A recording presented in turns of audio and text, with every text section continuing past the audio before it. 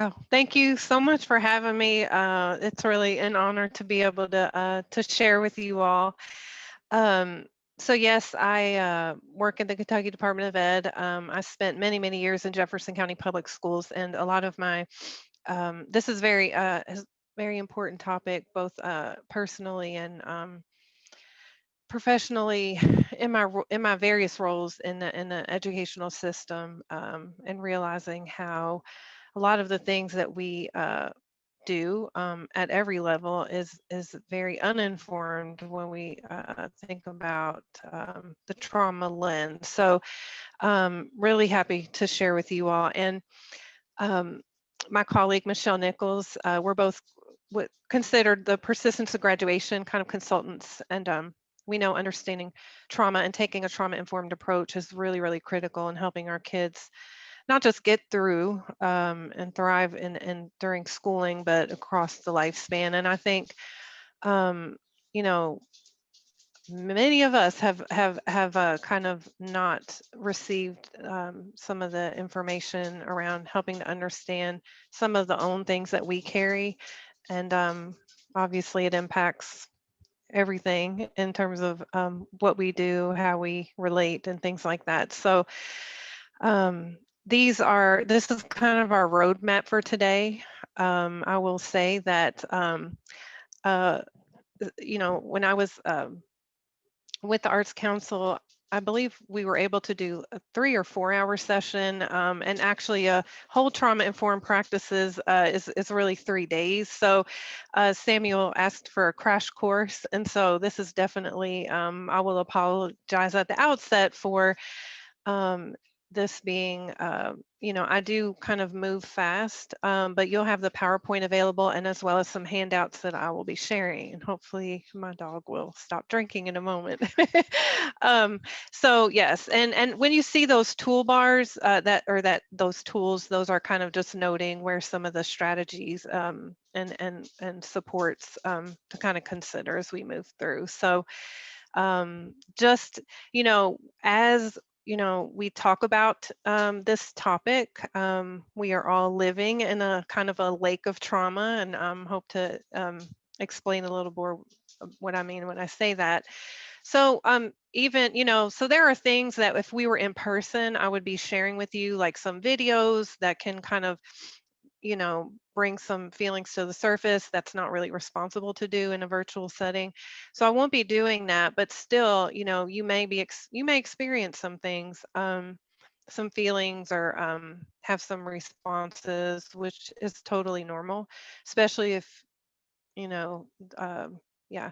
So just also, I would really encourage you to please, I have some questions in here. If you can use the chat, not just when I have some questions, but at any time. And my colleague Michelle and I know some of the other folks with the Arts Council will be taking a look at that, and letting me know when there's some of that in there. So um, I'm going to go over, as I said, context, like really important. So usually in an audience, there's a range. So a lot of districts and schools have under, you know, kind of started down the road of um, teaching their educators and leaders about this topic and how we can be more trauma responsive in our schools and our systems. But usually there's a wide range from no knowledge to, higher levels. So, but hopefully this is helpful. And so when we talk about trauma, we are typically, what comes to mind first are these kind of traumatic events, right? And so that's what you see kind of coming on here is kind of when we think about trauma, we're thinking about traumatic events. And what I hope to share, right? And so the pandemic obviously is one, right? But really important to understand, we talk about trauma is the 3 E's. So yes, we have the traumatic events, which convey kind of, you know, importantly, it could be perceived or actual, right? Threat to your, to yourself, to someone you love.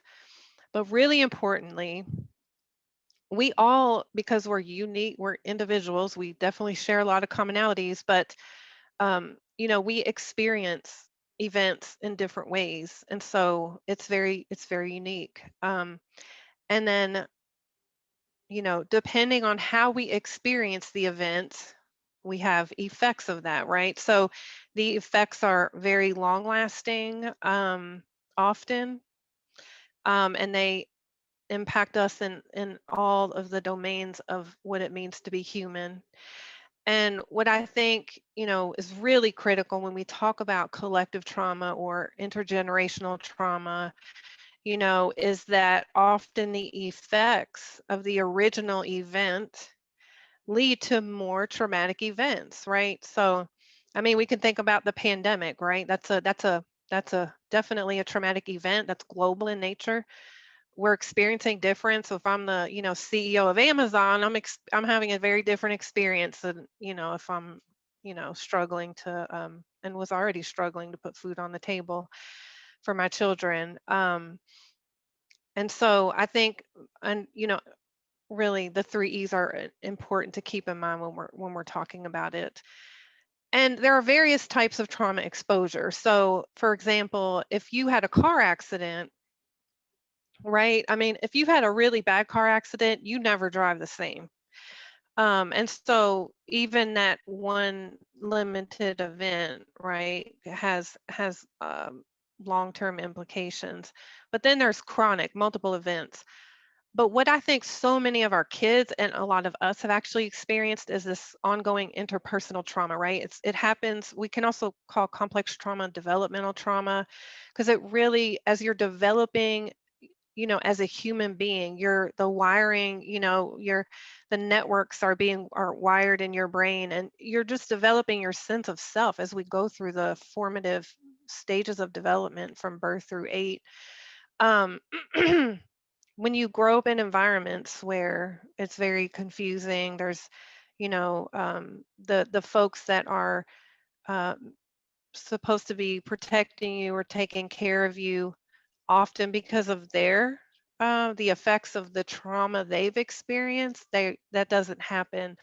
And so when we talk about the most essential aspect of early development is, right, attachment. You have a safe attachment to a caregiver, and what typifies trauma and why our role in schools with kids around relationship is so critical, is because when we talk about complex trauma, we're talking about that betrayal of the relationship. And we're going to talk about some of the effects of this that we see in our kids and a lot of our peers and maybe ourselves too. So we also have these other types of trauma exposure. We can talk about historical trauma in the United States, which is connected to the first bullet here, racial trauma. We've never really faced and really turned towards and healed the what happened during the institution of slavery.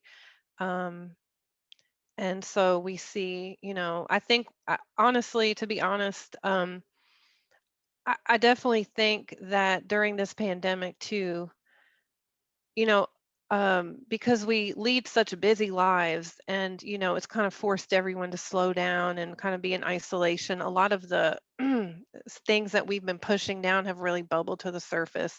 Now I know well, that's a whole nother training when we talk about racial trauma and its connection with historical trauma and collective trauma.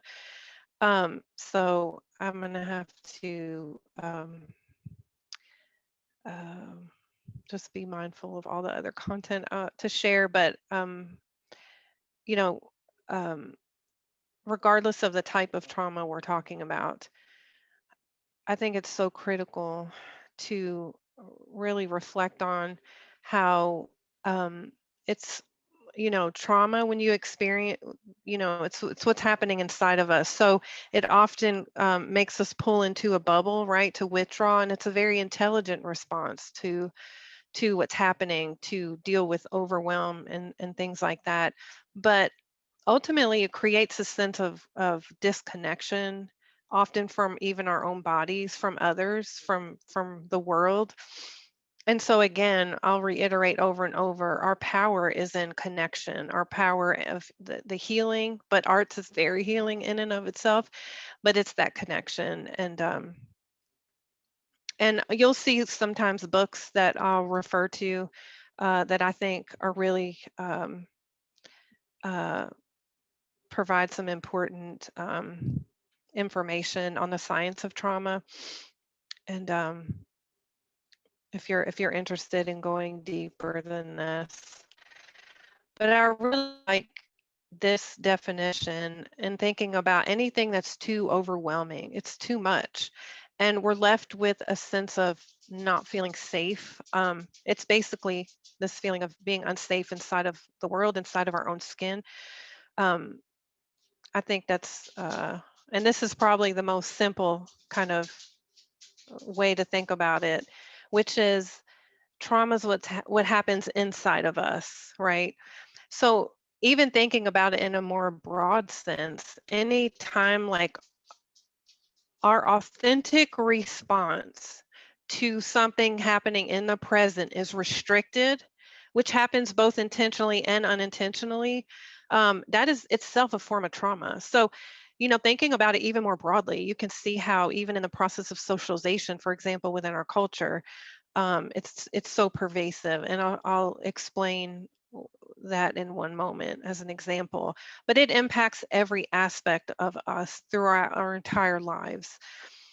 Um, when we think about, a typical worldview, if you had a typical, or really what's typical, if you were able to develop in a context growing up where you had safe caregivers, you had an experience that was kind of coherent, if you will. Like the one I grew up in was extremely confusing and incoherent, and you know you develop a very different worldview. So beyond the uh, traumatic stress symptoms that we're going to be talking about, I think it's this understanding of, your whole worldview is impacted. So you walk around and you don't trust anybody. You have a really hard time trusting anything, right? You're nothing is safe. People are not safe. And I think of, this second one here, this feeling of not being worthy of care. No matter what you do, you're not smart enough, you're not good enough. And so you're chasing that worthiness, right? I think Brene Brown calls it, we're hustling for our worthiness. And yeah, and so even along my journey, even, with all the things that I experienced, even, getting, all the degrees and things like that and publications, it's still, you can and you can have all the, looks of success on the outside and still carry this deep sense of unworthiness and not good enough. And these worldviews are not easy to change, but it is possible, and it's possible through uh, the people, through our connection, through the healing that happens in that process, and the experiences that we get through competence. So art class when I was in a teenage parent school as a 16-year-old, pregnant teenager. Art class was my saving grace. It really truly was. It was a place where I felt this sense of competence and at ease. And I had the most amazing art teacher. But we all know people, right? Look at this last one here. No matter what happens, they have to have control. Well, if we think about it through a trauma-informed lens, some things impacted a person that needs that much control all the time, and it's an unconscious attempt often, that because they didn't have control over the things that were happening. And I think one of the things I love about this image here, that these statistics is, I think, it's not a surprise to you all that the most stigmatized groups in our society are the most trauma exposed. And yeah. So I'm gonna just ask if you don't mind putting in the chat. I'm gonna go back to kind of that broad, idea about trauma being what happens inside of us. And when this happens in classrooms, it happens in families, when our authentic reaction, response to something going on is restricted, what happens? So, what do we tell boys in our culture typically, right? What of how we socialize boys, when they cry or get scared? What do we tell them? If you can put it in the chat, and it's okay if you don't want to engage in the chat either. Um, but if you don't mind putting some things in the chat, that would be cool.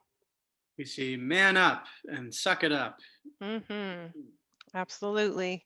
Boys don't cry. Boys don't cry, right? What the heck? And thank you for that. Yeah. So, that's an example. It's unintentional. It's definitely a cultural form of trauma. And what we know from the research around suicide, this is Kentucky data. This is looking at suicides. And look at the difference here. I mean, so our expectations around masculine identity and behavior, it contributes to suicide risk. I mean, among men. So it is, I think we're slowly changing, but like this still happens you know, and again, it's not intentional. I mean, it's not, but this is one of my favorites, what can we say instead of stop crying, right? Um, I'm here with you. It's okay to be sad, right? We're hearing that too. And I know some of the like sports, like, it's okay not to be okay. So I do think we're slowly evolving and opening it up, but a lot of damage has been done. So one of the strategies that's very simple, you can do it in a virtual environment, is both for us as adults and also modeling it for our kids. Some of you all might do this already with your students, which is just, simple check-in, a simple mood check-in. So, typing in 1 to 3 words. And what I love about this mood meter, and I'll show you where this comes from. And there's a lot of fun other types of ways you can check in with emojis and things like that. But what I really love about this is you don't see something that says negative or bad feeling, right? And we have to recognize, feelings are a sensation in the body plus often a story that we tell ourselves. If we can drop the story and be with the physical sensation, that's very helpful. But what I love is this is really the matrix here. We experience emotions all the time. As human beings, we're always having an emotion. We're just not raised to the level of our awareness unless it's intensely pleasant or unpleasant, high or low energy. Um, but a simple check-in like this, and as we model it for students, that's also helpful. You know, and this comes from, and I have a link here to that mood meter. It comes from this book called Permission to Feel, which I've done a book study with the author. It was great. And now they have a free course available for actually specifically designed for educators. It's free, self-paced, around learning to manage our emotions and during times of uncertainty and stress. But it's this idea of the simple practice, okay? Because trauma's complex, right? But there are simple things that we can do to help support each other, help support our kids, but just, increasing that emotional literacy helps increase our connection. You know, there's research that shows when you're experiencing very intense emotions, if you actually just identify it, right, give it a name, you can help reduce its intensity.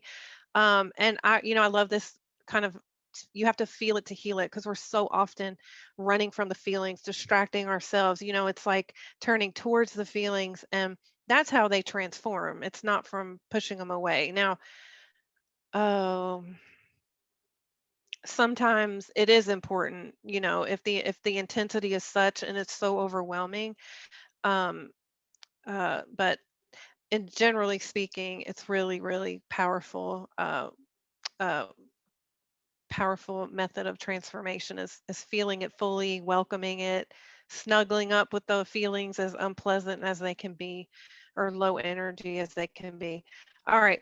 Now I want to talk about, what does it actually mean when we talk about being a trauma sensitive, a trauma informed, or a trauma responsive educator, school system, institution. And we're working at KDE. We've got, we're acknowledge that at every level of the system, we've got work to do. So what does it mean? It means that these 4 R's that come from SAMHSA. So we realize the impact of trauma, and there's a pathway towards healing. We recognize the signs and symptoms, which we're going to be talking about, kind of what it looks like, how they manifest in the classroom. And then a lot of us are pretty, we're on the road with the first 2 R's, right? But the difficulty is in the last two, because responding to what we know, like responding in how we change our policy, for example, our discipline policy. I mean, we're still practicing corporal punishment in Kentucky in some districts. So responding, integrating it into policy practice, right? Our procedures, and then not re-traumatizing, because we re-traumatize students all the time, often unintentionally, by some of the things we're doing in our classrooms and in our schools. So much happens around discipline, exclusion. Kids already feel like they're in a bubble. They already feel unworthy, and the practices of exclusion and how we discipline can just really reinforce that, or even when we talk about seclusions and restraints that occur as well. So lots of different ways, and even more subtle ways too, right? Humiliation, um, not giving a voice and choice. Those are some other ways. And then I'm not going to spend time on, I mean, when we talk about principles of trauma informed practices, these are the principles here. Like, and I put these questions in here. If you give students voice and choice, that's kind of what, these are just words when we talk about these principles, but what does it mean? Like, do we let kids calm down when they're frustrated? Are we treating our kids with compassion? Well, to the degree we treat ourselves with compassion, how is really, um, that's an important when we talk about treating others. Do we help support them in regulating their emotions? And again, how much are we practicing that for ourselves? And really importantly, and I'll emphasize this too, is being consistent and predictable. Whether it's what you're doing online, when we're back in the classroom, are you consistent and are you predictable? Those are very important to help kids feel safe, and I'll talk about that too. But if there's nothing you walk away with or click off the leave the meeting with, is this, s- you know, is it having a trauma informed lens? And I'm telling you, this helps me on a daily basis, when I'm dealing with, say, family or peers, or, any situation. Um, Instead of asking, what is wrong with you? What is wrong with them? What is wrong? That there's something inherently sick or bad about an individual or about a group of people. um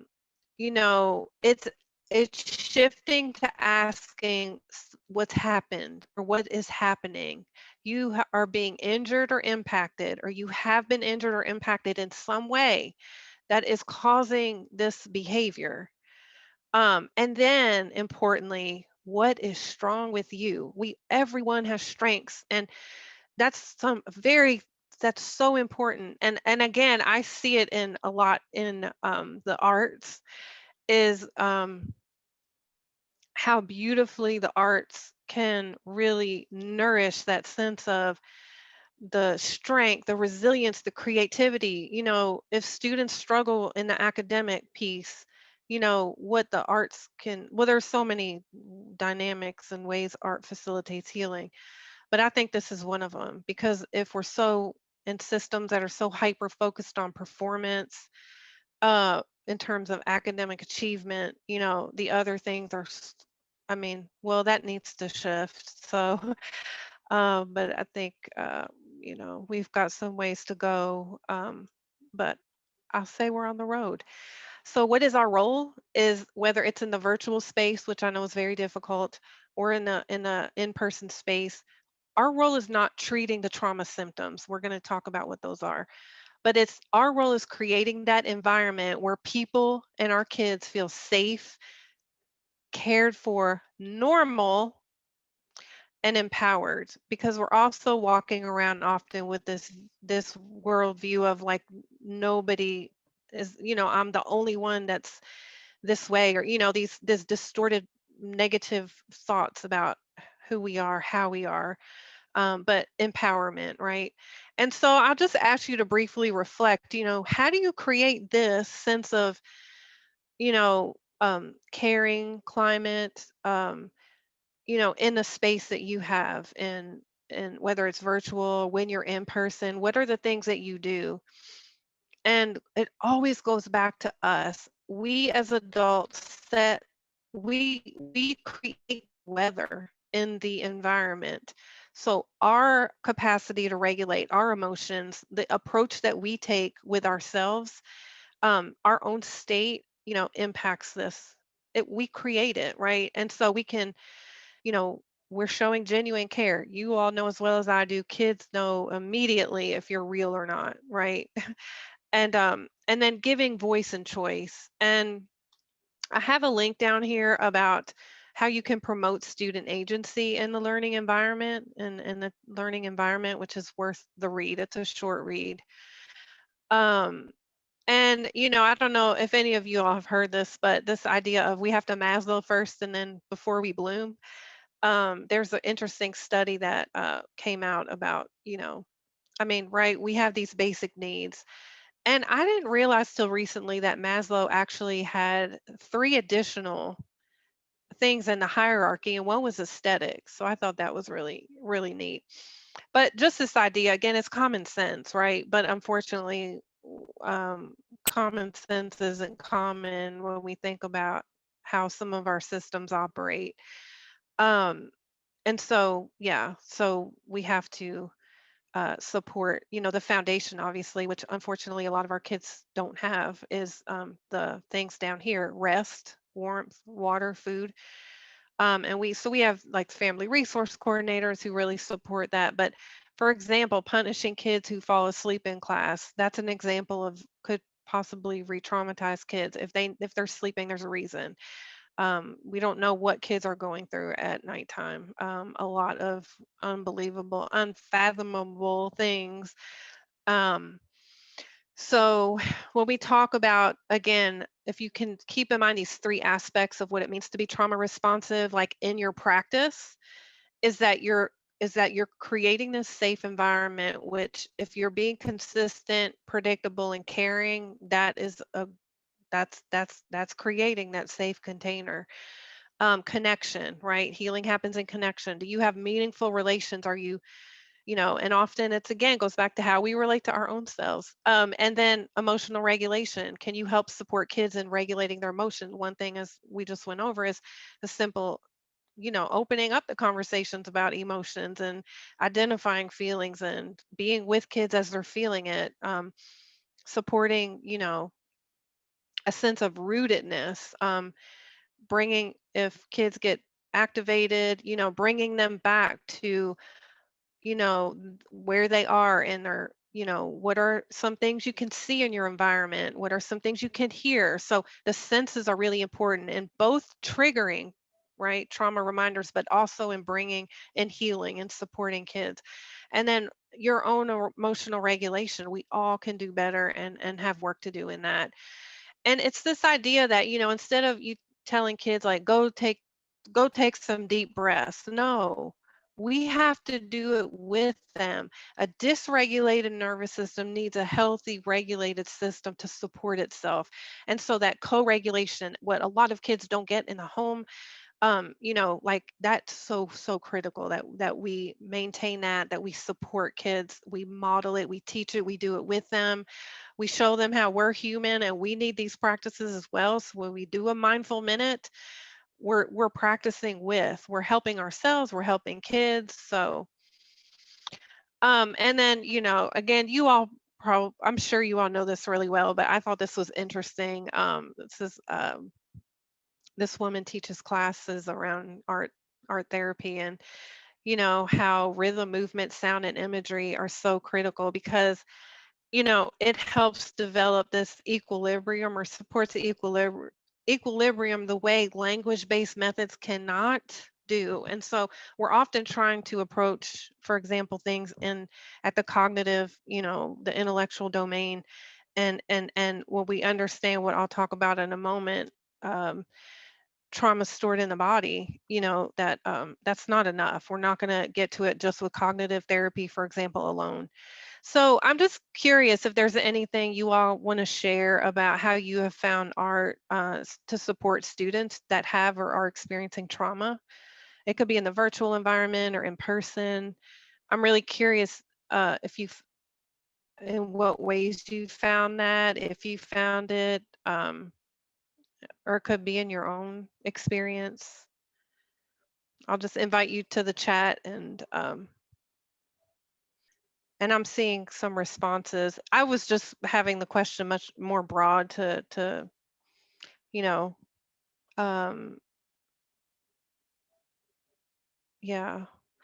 When working with my young mentee, we do art a lot. One thing she clearly loves is the colorful beauty of the materials. Yeah. So the tactical experiences are really supportive. Um, then the student as individual reflecting. So I'm not sure this question here about how do you sense the whole class as an entity self-regulating, then the student as individual and reflecting the teacher would be encouraged to just do my art even when after asking too many questions in art school. That's a cool story. But there is definitely, we have different levels of sensitivity, and there's definitely a collective dynamic to the classroom. When if some students become dysregulated, oftentimes I can activate other kids to be dysregulated and vice versa. Um, let's see. Engaging in the arts may be the only positive thing in a student's life. 100%, yes. That's why I hope and pray that this time we are really rethinking what we're doing, and that we provide more of these types of experiences for kids, not less, in a hope to catch up on the academic side. This supports that type. It's intertwined. The issue even you address would be realized in creating the first art shows within mental health culture of Kentucky. Yes. Um, Image theater can be really useful, allow students to represent interpersonal dynamics and thoughts about them from a safe distance. Yes, yes, yes. Drama, absolutely. It allows them to, yes, that is so powerful. Thank you, Shannon, for sharing that. Practicing self-regulation within drama activities, yes. Using monologues to personify comfortable and uncomfortable emotions. Group songwriting about positive coping mechanisms and resiliency. Yes, yes, yes. I run workshops that focus on the writing process as cathartic act of not only self-realization, but self-actualization. Okay. By writing about traumatic experiences, a workshop participant defines their ownership of the trauma in some important ways. That's beautiful. The Arts Council sponsored our first shows in Lexington and Louisville. That's great. Thank you all so much for sharing some of this wonderful stuff. So sounds like, yeah, might be rehashing some things for some of you, but hopefully, to share some as we go into the impact on the brain and body. I think, again, we can talk about statistics all day. I think putting it in this framework as the Children's Defense Fund did in 2017 is just kind of, it's very jarring, but it goes back to this idea of not what's wrong with our world or society, what's happened, what has happened that we, it's one of the reasons I studied sociology early on. And so, it's just this idea that our students, our families, our schools, they are a microcosm, right? They just are a reflection. And so, not simplifying, blaming, shaming, passing judgment, and just focusing on our sphere of control. Um, and so I'm going to share a little bit. I have a quick video about adverse childhood experiences because I do think this video makes some really key points. It's about 2 minutes. It's a clip of a video from KET, but we have the household, what's happening in the household, which has its roots in structure, right? Poverty, structural racism, historical trauma, and then the environment, and we see pandemic over here. So I just want to The Apologize. I year is hope you can hear that 1980. sound. I'm just going to play this. I think it's an important study we need to that has some key points about the impact. 1985. The location, Kaiser Permanente Medical Care Program in San Diego. Dr. Vincent Felitti, the medical director of a large program designed to help obese patients lose weight, is facing a puzzling problem. Just when many of his patients have begun to lose a noticeable amount of weight, they drop out of the program. He decides to meet with patients one-on-one to determine why. The answers are startling. He discovers that many of his patients had been sexually abused as children, and he realizes that for some of his patients, excess eating and weight gain are not simply a matter of lack of control or education. They are, in fact, a protective mechanism and a way of coping with the bad experiences from their past. After partnering with Dr. Robert Anda at the Centers for Disease Control, Dr. Ferlitti's investigation was expanded to cover 17,000 largely middle-class adult patients in the Kaiser Permanente system. The survey asked them about their history with 10 different potentially adverse childhood experiences, known as ACEs, grouped in 3 categories: abuse, physical, emotional, sexual; neglect, physical and emotional; and household dysfunction, mental illness, incarcerated household member, a mother who was treated violently, substance abuse, and divorce. For each type of adverse childhood experience, the person was given a point, and the points were tallied. For instance, a person whose parents were divorced and whose father was incarcerated and suffered from addiction received an ACE score of 3. Again, the researchers could not believe what they found. 67% had at least one ACE. Over 20% had 3 or more ACEs. 11% experienced 5 or more categories. I think the ACEs study is a game changer, truly a game changer for Kentucky and for every state. To me, what the ACEs study does is it puts research and numbers behind common sense. Yes. So, since that study that began in the 85, in the mid 80s, right? And we're just now starting to integrate some of this into our field. But it's been replicated and also in a much more diverse samples because if you remember in the video, that study was mostly white, college educated, middle class people. um but so it's the when we talk about the 10, it's been we've added 5, so foster care, community witnessing violence, racism, bullying. But yeah, so the more adverse experiences, obviously, just as an example, 12 times more likely to attempt suicide if you have 4 or more. And Kentucky has significantly higher percent of our young people with multiple adverse experiences. And all of this has been just compounded with the isolation and the disconnection during the pandemic. So, um, yeah, it's really, um,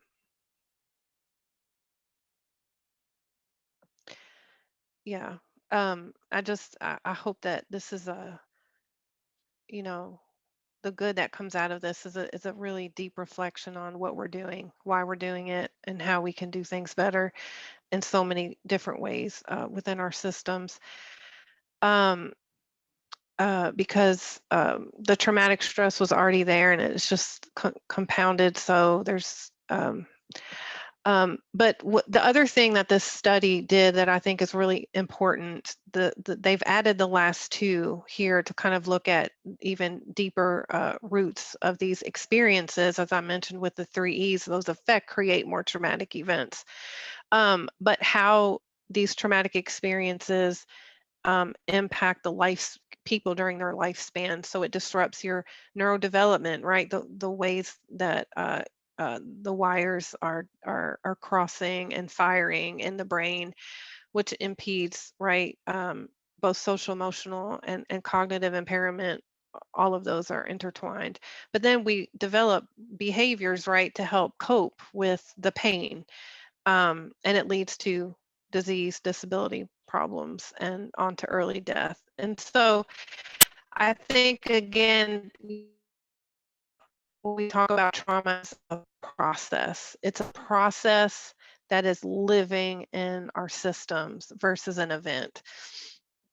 One of the books that I read a long while back before I got training to train educators in this was the one book that actually helped me feel like I was normal. So, I share this story only because I think it could be helpful. And when I was out in the field substitute teaching and working as a therapeutic aide with kids in a very difficult setting. Um, I often activated, overwhelmed. I didn't really understand why I would find myself in the teacher's lounge or in the bathroom, just falling apart really. And I didn't really again, I was just like, something's wrong with me. Well, then I moved into the central office in a district, and um, I'm in my cubicle. I was pretty already. My baseline of stress was high, so I was in my doctoral program, single parent, working. But still, I'm in a safe or environment, less things to activate, stuff under the surface, and I'm sitting in my cubicle working away, and I hear my colleagues whispering, and um, all of a sudden, I start shaking. I end up kind of hyperventilating. I become completely overwhelmed. I can't stop crying, and that's why, I've been told many times in my life, man, she's got issues. And this book helped me realize, my issues are in my tissues. When you understand the science of trauma and how it's stored in our cellular memories, um, there's a good reason that we, may fall apart sometimes or may overreact or are hypersensitive, hypervigilant. Like there's a good reason. And the people uh, in my environment, they didn't know that where I grew up, when there was whispering going on, it was usually preceded by something pretty uh, brutal, right? So that's in the very confusing environment I grew up in as a young child. And so even though I was in a safe environment, sometimes the body, right? The body remembers what the conscious mind is not focused on or processing. So that whisper was a trauma reminder to my physical body. And part of it is why I fell apart is my baseline of stress was high, and we'll talk about why that's important. But I think it's so critical that we reframe this. We reframe our understanding. One of my biggest teachers, Thomas Hubel, who I'm studying the dynamics of collective trauma with now, really talks about, honoring the intelligence of the trauma response in our physical body, right, and our nervous system. So we are literally walking around with an amazingly intelligent system, right? Our nervous system, it's kind of a biocomputer. And as things happen as we're young, and that's overwhelming, part of our nervous system actually shuts down to save the whole, right? It's a very intelligent function. However, so we learn to hold our fear. We learn to tune out, right? And we talk about this ADHD. Well, I mean, it's a very intelligent function to learn how to tune out in a very chaotic and, how to withdraw inside, how to dissociate, all of those things. But say for example, if we grow up in with a violent parent or something like that, we learn to hold our fear, and so we can keep moving forward in life. But then as we get older, those things block us, right? And so we need to honor those, what he would call childhood heroes, and we need to honor them, acknowledge them, and work with them, right? So that we can move forward in more healthy ways in our lives. So, to the idea of this trauma reminders and cues, there are many different reminders and cues. So it could be people, places, I mean, particular characteristics of people, right? It could be the time of day. And as I mentioned, sensory stimuli is such a powerful example. So um, smells. So if there's a teacher with the same aftershave as a parent or an adult who's, abusing a child, like that's, I have a principal friend who shared with me there was a student who was always very well behaved, they never noticed any issues with this kid who was, very quiet. The teacher was eating an orange in class and they were having circle time, and the kid just started screaming, "He's eating orange, he was eating orange." And come to find out that child was being sexually abused, and the perpetrator at one experience was have eating an orange at the same time. So, like it's a very powerful sensory stimuli, are very powerful trauma cues. But holidays, anniversaries of being removed from your home, or parental incarceration, which I forgot to mention, Kentucky's been #1 for that. I think we moved to #2. But then there's these internal reminders and cues. And one thing that I love too about art is there's less of this a right way and a wrong way to do it, which is also this feeling of humiliation can be induced if you're constantly experiencing failure, being told you're doing something the wrong way. But emotions can be cues, right? Thoughts too, of hopelessness, powerlessness. Of course, memories, very intrusive flashbacks, and then physiological sensations. So, just curious if you all have experienced any inadvertent trauma reminders during the activities you've done with students. If you want to pop that in the chat. I'm curious because sometimes I think it can really surprise us. But just curious beyond the things that I'd mentioned, or as examples of, are there any kind of trauma reminders during some of the art activities? Michelle and I was doing a training. We did a training with athletic trainers, and there's a lot of stuff, right, with all the physical touch that takes place with the work that they do to help support athletes. My dance classes, sometimes we would take a pause and do exercise to connect with and embody our whole selves from a Facebook view. That's amazing. Yes. Yes, yes, yes. Connecting with our whole selves, something we all can do more of. And I'll say, sometimes, there's been an explosion of mindfulness practices, which I think it's been in my life a very powerful healing force. And um, the practices of being present, fully present, um, the breathing, the meditation, those things, body scans. There's one, my favorite, inner landscape, where you're really just tuning into your first the physical, then the emotional and the mental landscape, and holding those, kind of looking at the coherence, because often we are, they're not in sync. But we need to be careful too when we're doing, for example, body scans, because sometimes for kids, that are actively in these environments, when they are doing bodies, like their body's last, they don't feel safe in their body. They are constantly having to withdraw from their body to survive their environment. And so that's why when we do mindfulness activities, we always give a choice, because that could be very triggering for people when they're having to tune in.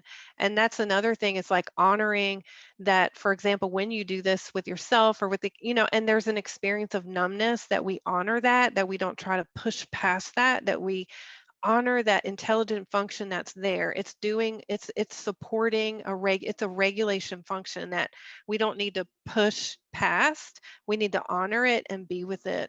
And through that honoring and being with you, it's transformed, right? But I think I just wanted to mention that. But I love that. I think that's another power of the arts. Loud theater, stage fright, mimicking fear from a traumatic event. So that's loud noises. Thank you for that.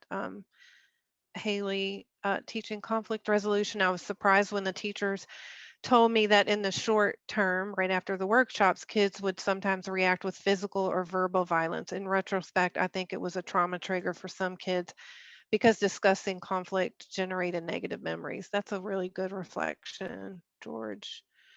There are a lot of theater exercises that require entrusting someone else with your body, which can be so. Thank you, Shannon. Thank you, Shannon and Bill. I see your insights here too. I appreciate you all in the chat. And really great reflections. So thank you. So I just want to talk, and I'm mindful of the time. I really want to get to, we're going to talk about secondary traumatic stress, which is really important for anyone working with kids. And importantly, what are some resources or strategies you can use? But again, I think this is really important to kind of review, as I kind of mentioned for me in that particular incident, the stress response system. There was a perception of a threat in the body when I heard whispering, right? Because yeah, I grew up in a very confusing. I grew up in a because very sensational sounding, but there's a lot that exists in a cult. And but hey, like a lot of people I grew up with didn't survive. As adults, it was just too much. So I feel like it's, like it is healing is possible. Moving, nothing is um um everything can be moved through with support and healing um, and part of this is educating ourselves, helping educate our students, and again, normalizing what's happening. And this is one thing we have to normalize for our kids. I'm going to review it briefly and then talk about one of the strategies and ways that you can help teach this to young people. So when there is a perception of a threat, again, I wasn't being threatened, right? By the whispering, but there was it definitely, my body, my system perceived the threat because it was going back way into the past.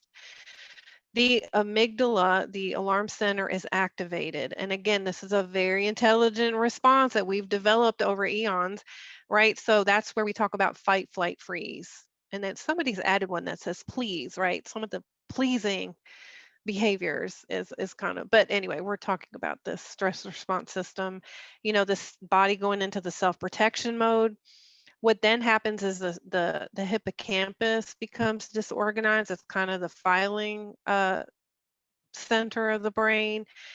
um so that's why memory is very impacted. So me and my siblings, probably 90% of our childhood is black. We there's bits and pieces, but oftentimes, again, it's an intelligent function. But oftentimes when, teachers will teach and reteach and like, why can't this kid remember? Like we have to appreciate what other things might be going on. And so that's, yeah. And then importantly, the thinking, the cortex, the prefrontal cortex goes offline. And so if the kid does something impulsive, right, and we immediately say, what were you thinking? I mean, I'm definitely guilty of that.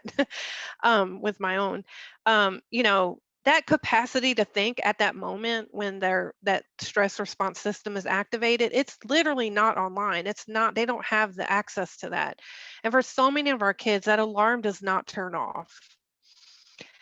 So one of the ways that we can teach this to young people is, now you can use the idea of the upstairs brain and the downstairs brain, but one of the ways that Allison Taylor, there's a video on Venmo she does about this, and I'll put the link in here to her video so you can watch it before I send this PowerPoint on. But it's this idea of, your thumb, right, is the bark. What do dogs do when they're scared, right?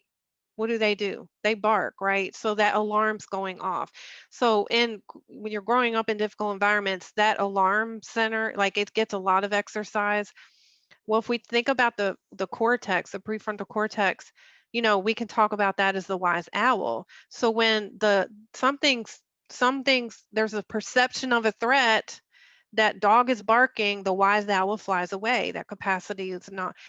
So the only thing that can bring the wise owl back, Dan Siegel talks about, you connect and redirect. But usually we're immediately going to, like trying to redirect, give instruction. Well, when the dog's barking, that capacity isn't there. So we have to help teach kids to understand, when kids and young people and us, right? And I'm still like working on this myself, right? My friend Michelle's super amazing support. But when the dog is barking, right? When the dog starts to bark, right? So we can kind of get in front of it. So helping the young person calm down, helping that part of the brain to kind of calm down, it requires a connection. And so that's developed before that happens, right? So that's one way to teach it. And I'm going to talk now about traumatic stress symptoms, again, that you all, I'm sure, have experienced in the classroom, uh, or in general in your life with people.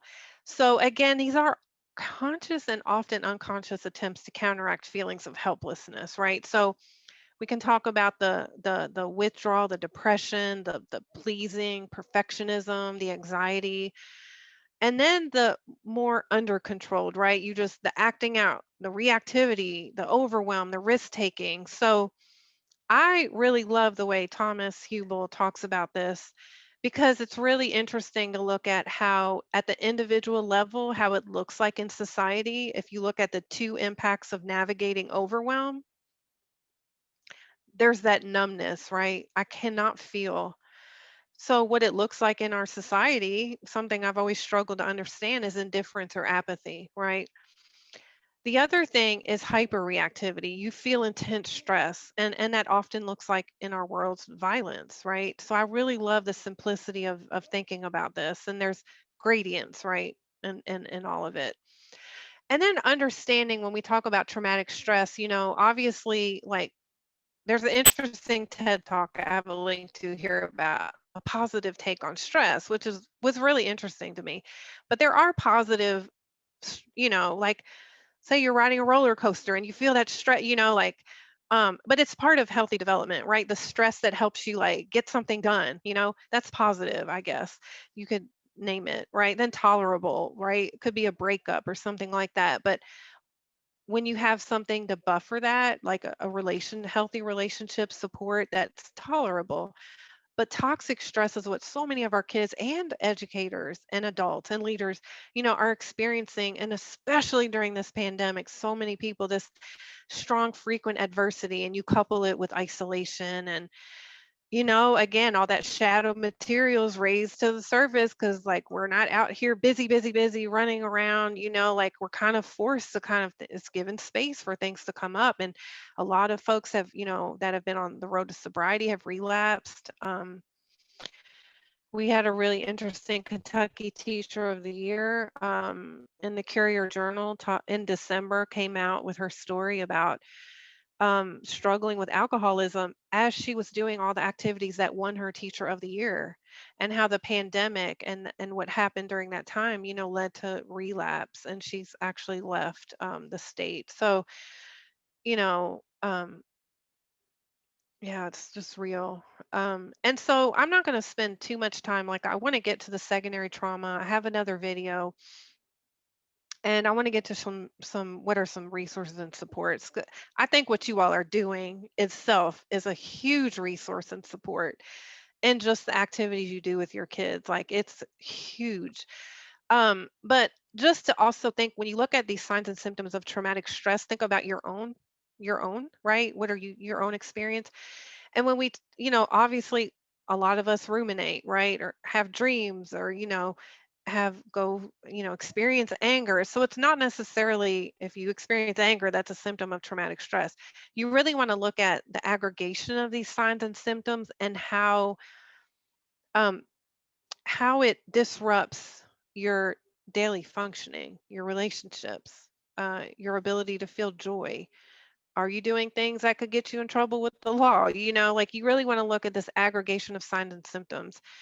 Um, and for our young people, there are these symptoms going on, but what it looks like is hypervigilant, right? So you're always scanning the environment. And, I still experience, you're scanning your environment for safety. Um, and, you're preoccupied, right? Your thoughts are being consumed, with what you might have to deal with, or what you just came from. You're always looking out for threat, right? Not just the physical threat, but definitely the emotional sources of threat, psychological, emotional threat. Again, we talked about trauma cues, or triggered, or some people like the term activation, uh, but irritability, and then withdrawn. And I have a link here to one of my absolute favorite organizations. It's the Trauma Responsive Educator Project. They have so many amazing, practical, just well done resources and stuff on this topic. But one thing that I think is we need to do better at is, you know, the system deals, or will typically the kids who are acting out with the aggression or things like that, they're going to get dealt with, not necessarily in a positive way, right? But those kids that are withdrawn or kind of not causing problems, they don't. And so you know I think it's evolving. But one of the other things of why there's a tool here is because in addition to teaching kids about the stress response system, is also really teaching kids about this window of tolerance. So our window of tolerance, that green, is our optimal state, right? And what I think a lot of people have experienced over this pandemic and in general, like when I think about my experience in the cubicle and the whispering, my window of tolerance was really, really small because I hadn't engaged in different practices to help. First of all, I didn't understand, but also I wasn't engaging in these practices like doing a lot of physical activity or mindfulness or breath work and those kind of things that can help you bring you into your window. But when we experience traumatic stress or have experienced a lot of trauma exposure, that window's really small. So it doesn't take a lot to get out of that window to become that hyper aroused, that hyper intensity, that overreactivity, stress, right? Or the other way, right? Hypo arousal. So, yeah, you know, I've experienced hospitalization, for what they called mental illness, but really it was a symptom of my childhood trauma. But it was, sometimes these things are not actually enough. The physical activity, breath work, sometimes the impacts are so great that we do need to things need to go to the next level. I'm not saying hospitalization is a fun thing, or there was actually a lot of traumatic experiences in those institutions. They're still slow to evolve. Um, but sometimes, to save a life, my life was in danger. We have to do more than this, but we can do these. We need to really teach and practice these activities and learn when we need to always be reducing our baseline of stress. But as we do these practices and help our kids, we widen that window so we're better able and better equipped, as I found myself now in life, to handle some of the things that are coming out. And I think if our system had been doing some of this in a very intentional way, our kids and our educators might have had more capacity or ability to kind of deal with, in some ways, with this unbelievable situation we find ourselves in. But one of my favorite quotes, Seth Godin's written many books, and his latest book is called The Practice. But Michelle and I really love this. Michelle led a really great session for administrators on supporting adult well-being way beyond Teacher Appreciation Week. Like, this is something we've got to do better at and get better at. But the idea of, in our system, has been really obsessed with outcomes. And I know that's why we're in it, right? We want better outcomes for our young people, for our society. But when we think about practicing and supporting well-being, um, and even like the practice is not the means to the output, but the practice itself is the output because it's really all we can control. So I know, well, we love that quote. So when we talk about these practices, one thing I'm just going to do, if we can do this quickly, we'll just do like 3 rounds. That's all that's in here, but I have to the 5-minute video. This is something you can do virtually with your kids, or in person, again, doing it together. So this is going to go over the instructions. It's definitely used in the military. And you can do 6 counts, doesn't have to be 4, but we'll just do it together and inhale it in through your nose, full, full through your belly and lungs.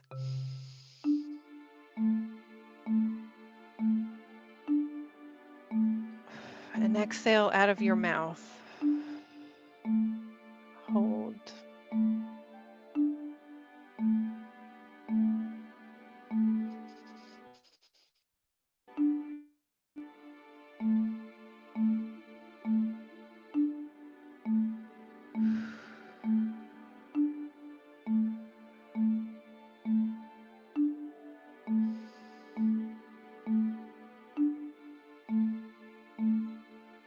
could tune into your body at the moment.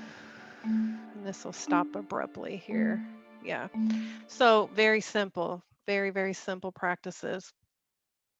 I'm gonna, I think, move on. I think I've kind of covered when we talk about the worldview, these thoughts often revolve around not being safe, cared for, or worthy. So we talk about this invisible backpack. One of our jobs is like constant, authentic, over and over and over to help replace, some of these thoughts. So um, our response to kids are rooted in our own backpack, the things that we carry. But our affirmations, to kids should be very specific. I think you all are really probably really good at that. And be very unconditional, right? Because kids will test and test and test to see if you're for real. um so um let's see, I'm going to play this short Brene Brown video, and then get into secondary trauma, and then go into some resources. So hopefully you can hear this. It's about almost 3 minutes. So what is empathy, and why is it very different than sympathy? Empathy fuels connection. Sympathy drives disconnection. Empathy, it's very interesting. Teresa Wiseman is a nursing scholar who studied professions, very diverse professions where empathy is relevant, and came up with 4 qualities of empathy. Perspective taking, the ability to take the perspective of another person or recognize their perspective as their truth. Staying out of judgment, not easy when you enjoy it as much as most of us do. Recognizing emotion in other people and then communicating that. Empathy is feeling with people. And to me, I always think of empathy as this kind of sacred space when someone's kind of in a deep hole and they shout out from the bottom and they say, I'm stuck, it's dark, I'm overwhelmed. And then we look and we say, hey, you can climb down. I know what it's like down here, and you're not alone. Sympathy is, ooh, it's bad, no, you want a sandwich? Empathy is a choice, and it's a vulnerable choice, because in order to connect with you, I have to connect with something in myself that knows that feeling. Rarely, if ever, does an empathic response begin with at least. Yeah. And we do it all the time. Because you know what? Someone just shared something with us that's incredibly painful, and we're trying to silver lining it. I don't think that's a verb, but I'm using it as one. We're trying to put the silver lining around it. So, I had a miscarriage. Oh, at least you know you can get pregnant. I think my marriage is falling apart. At least you have a marriage. John's getting kicked out of school. At least Sarah is an A student. But one of the things we do sometimes in the face of very difficult conversations is we try to make things better. If I share something with you that's very difficult, I'd rather you say, I don't even know what to say right now, I'm just so glad you told me. Because the truth is, rarely can a response make something better. What makes something better is connection. Just love that. So, this idea of connecting to that within us, and we all have our own work to do.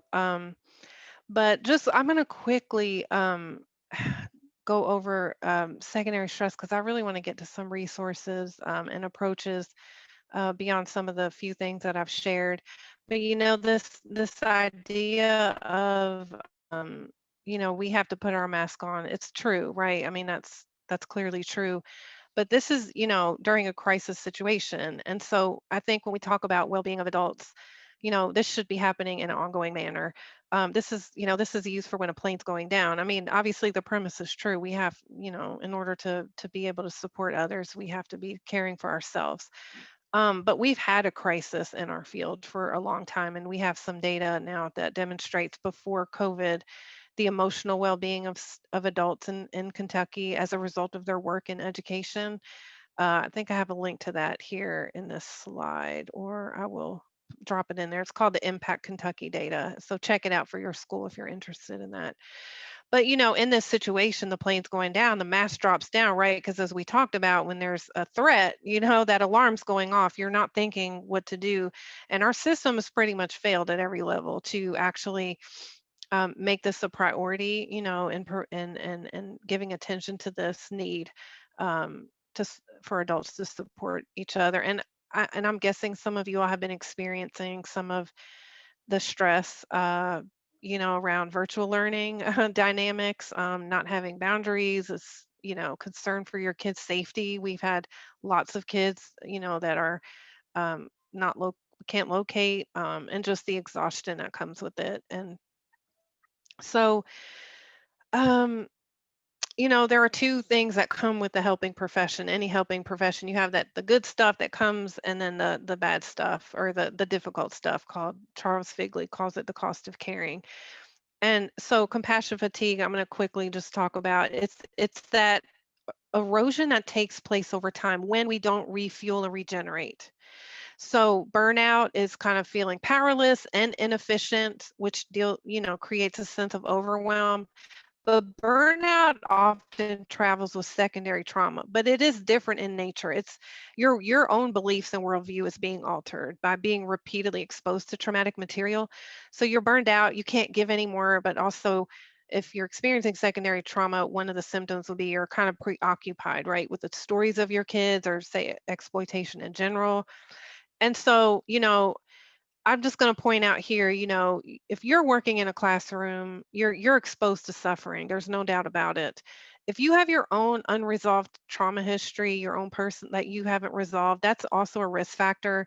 I think if you weren't empathetic, you wouldn't be in this field. Inexperience. So where do we put the new teachers? In the most challenging environments, but prolonged toxic stress. But then there's also organizational factors. Again, I'm kind of flying through to get to the resources piece. But we have got to change the culture of sucking it up, or shaming people for being sensitive, or um, you know, but lack of preparation. So the good news is there are ways to mitigate secondary stress. We've got to support each other. This has got to be embedded in our structures. It's not enough to say go take care of yourself. Have a joy jar, savor those moments, those sense of satisfaction. So one of the things I'd encourage you to take a look at, if you could do this with your colleagues, this will be awesome. We've done it in KDE with some of us. It's free. It's an amazing toolkit for adults. It really promotes a sense of, it's really promotes a sense of connection and support, and kind of like takes you on a journey. um, it's 12 very well laid out sessions. You don't need training to facilitate this. This is a simple example of one of the activities in here, is kind of comes from the Zen tradition, but just kind of thinking about a person you really struggle with, just like me, this person's learning about life, right? It's a simple, like, psychology talks about it as reframing. But this is a very, very simple. I mean, there's so much that goes into the compassion resilience, but I'd encourage you to take a look. Now, when we talk about beyond some of those things I shared, nurturing resilience in kids, we have our own natural resilience as humans. Um, we also have our trauma patterns, right? That comes from, uh, so we have both the strengths, those resources that are passed on to us, and then we have those trauma patterns. But some of the things we can do, again, some of this obviously is hard to do in virtual spaces, but, just, creating that buddy system, right? Supporting the connection. I'm just going to go through this quickly. We have a whole guide that I'll point to as a resource. But normalizing the stress response, teaching the barking dog wise owl, modeling your own appropriate emotional expression, being, modeling vulnerability. Um, of course, movement. That's really important. Nutrition as well, which is another story. We talk about. Um, okay.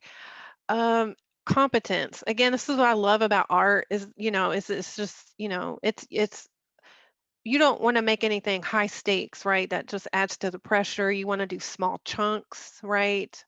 repetition, repetition, patience, patience, patience, targeted affirmations, as we talked about, with kind of helping replace those distorted negative ways of thinking, choice, voice.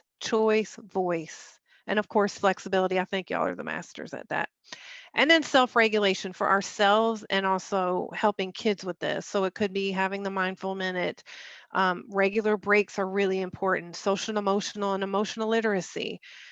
And so one of the things, you can just do this with me right now, and I have this handout as well as this PowerPoint you'll get.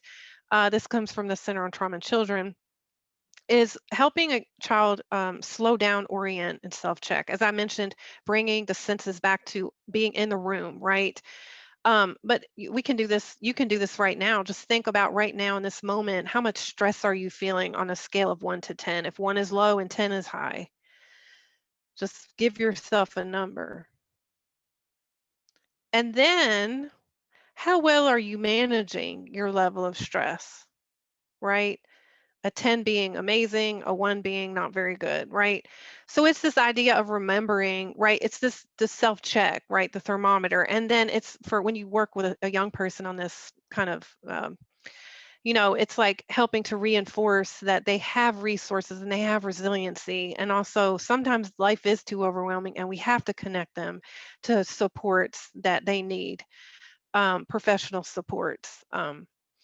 And another handout you'll have is like for in the classroom. I actually have this on my cubicle when we were in person, just kind of to remind myself. I do a lot of like qigong and shaking and dancing and things like that here at home. So the movement, I have my little paint by number art thing. But self-regulation strategies. Again, this is a really awesome curriculum you might want to check out. It's talking about creating a trusted space. And as I mentioned, we have some guidance on supporting well-being, so it kind of goes into a little more detail. And then we also have a new page with some banks of activities around social and emotional learning. But I really want to point your attention to something that I think is really important now as we're in this virtual setting. Again, that Trauma Responsive Educator Project, sign up for their newsletters. They are so fabulous. And the one in November has really good practical tips around looking for signs of distress in the remote learning environment. And how do you respond to that? What do you do? Um, and then, okay, if you have not provided this to your kiddos in virtual, please do this and remind them about the Suicide Prevention Lifeline, importantly about this crisis text line, that's 741-741. And then, because there is a reality, and actually child sex exploitation online has just ballooned even worse than it was at crazy levels before, but we have kids who are right now being trafficked. Apparently the majority of trafficking is not necessarily kidnaps, it's by family, right? So again, it's something, it's so hard to digest that we want to turn away from, but we have kids living in this situation, and it is a law in Kentucky that every school should have the human trafficking hotline posted, and we encourage multiple languages for this. So please make sure your kids have access to this virtual bulletin board that they know. And back real quick to SEL, again, we're starting to do some more of this. But when we talk about what does that look like, here's just another resource that of things you can use in the virtual setting to support these competencies, or I like to think of them as capacities that are ever deepening. If I look at my own self and, I'm ever deepening these own capacities. And imagine if this was our focus in schools, right? How might our world look different? So I'm glad we're starting to integrate some of this. And then one of my favorite resource that no matter what you're teaching, right? You guys are working with the arts, but it's so awesome that like this gives you an example for each of these 5 areas of specific things you can do to help support those social and emotional competencies in young people. And you all probably have the most creative ways to do it. Um, there's another bank. I'm not going to show this video because I want to just leave it open for any comments or questions, but there's a bank of activities, 60-second practices that you can use in settings with kids to support these capacities. This is a really neat like snowball activity where they talk about stress, they educate about stress, the kids write down their stress or what they learned and into ball it up and throw it everyone. So it kind of it you can watch the video. It engenders that sense of community and normalizing too. So it's interactive. The other bank of activities, one of my favorites, is called Inspire Ed. So if you have 5 to 10 minutes or 10 to 30, or if you have months, you can pick the SEL skill and there's some really cool activities here. And then just finally, just kind of like the golden nuggets, I guess, as I kind of mentioned earlier, that if there's nothing you walk away with is that shifting that lens from what's wrong to what's happened and what's strong with a person or group of people or um and then reframing trauma as it's really an intelligent function that we need to honor the stress response. We need to honor that in ourselves and in others, and turn towards it, not away. Um, our response is rooted in what we're carrying. And then our job being connection, creating a safe space where kids feel normal and cared about, giving voice and choice, and giving ourselves and each other grace. So that is the crash course. So I just want to open it up for any, I can take a look at the chat now, but any comments, questions, anything that's come up. Thank you I'll just close with a huge thank you for the work you do in supporting healing of our young people. And yeah, keep going, keep walking. Thank you.